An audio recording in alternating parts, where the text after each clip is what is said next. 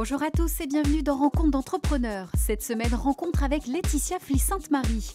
Cette ancienne directrice d'études d'une grande école de management s'est lancée il y a 4 ans dans le concept de Let's Mind, une start-up spécialisée dans l'ingénierie et l'innovation pédagogique pour les spécialistes du monde de l'entreprise et de l'enseignement. Un secteur encore peu connu en France qu'elle accepte de nous expliquer entre 2 tournages de MOOC. Laetitia Fly-Sainte-Marie, merci beaucoup de nous accueillir. Merci. Nous sommes dans un décor un peu atypique. On est dans les studios du studio Flair à Lyon, l'un de vos partenaires. Mais un endroit atypique pour une entreprise plutôt atypique. On va parler de Let's Mind. Innovation, ingénierie pédagogique, plein de choses à voir ensemble. Alors, quand est-ce que l'histoire de cette entreprise a commencé pour vous ? Alors, l'histoire de cette entreprise a commencé, on va dire, véritablement en juillet 2012. J'étais en fin d'exécutive MBA à l'EM et j'ai été directrice pédagogique dans l'enseignement supérieur à l'époque et j'ai été licenciée ce jour-là, en fait. Je me suis dit, qu'est-ce que je vais faire maintenant ? Soit je reprends un poste de directrice pédagogique et je savais très bien que pour regravir les échelons au sein d'une école, j'en avais encore pour 5 ou 6 ans pour être directrice adjointe ou diriger une école supérieure. Ou bien je me suis dit, est-ce que je me lancerais dans le grand bain directement ou dans le gouffre de l'entrepreneuriat, comme on peut dire aussi. Et j'ai choisi effectivement de me lancer, en tout cas d'essayer, sur ce premier temps de juillet 2012.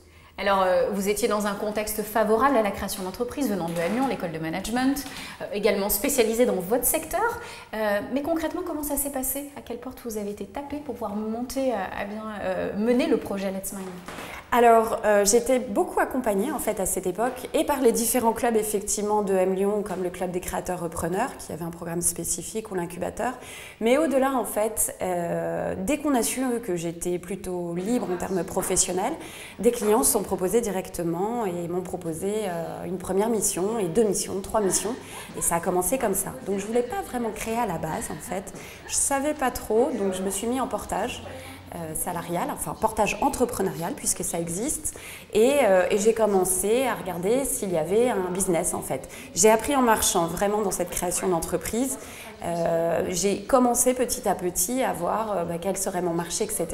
Alors vous aviez des bases solides en tant que spécialiste de la pédagogie. Qu'en est-il au niveau du statut de chef d'entreprise ? Est-ce que être femme chef d'entreprise, est-ce que être nouvelle entrepreneur sur le marché, c'est quelque chose de facile à défendre ou pas ? Qu'est-ce que vous en tenez ? C'est une bonne question, Non, c'est pas facile à défendre. C'est compliqué à défendre. Ça va de mieux en mieux, il faut le dire, mais des femmes entrepreneurs, il n'y en a pas tant que ça. On change quand même de statut et de posture, même au niveau de sa vie privée et amicale en fait. Et puis aussi au niveau, bien sûr, de sa vie professionnelle. Même si j'étais cadre et cadre supérieur, j'ai pu l'être. Et qu'on est beaucoup occupé par l'entreprise, c'est vraiment différent quand on est chef d'entreprise. Pour moi, être chef d'entreprise, c'est comme être amoureux en fait. Donc quand on crée son entreprise, c'est qu'on a des grandes vagues de satisfaction. Un client qui nous dit oui ou qui aime notre mission ou le service qu'on a proposé, on est les plus heureux du monde, on est prêt à sortir le champagne. Et puis un client qui nous dit non ou un prospect, pour nous c'est la fin du monde, on se dit mon Dieu, on va devoir tout refaire. Donc on est une équipe de passionnés et on le vit vraiment comme ça. Alors, quel est le visage de Let's Mind aujourd'hui et peut-être pour l'avenir ? Je crois qu'il y a un projet en cours, on est sur l'un des plateaux du MOOC. Alors, est-ce qu'on peut présenter ce que c'est ?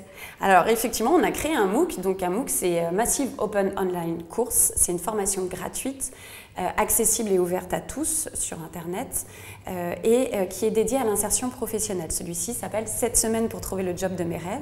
Donc, tout un programme.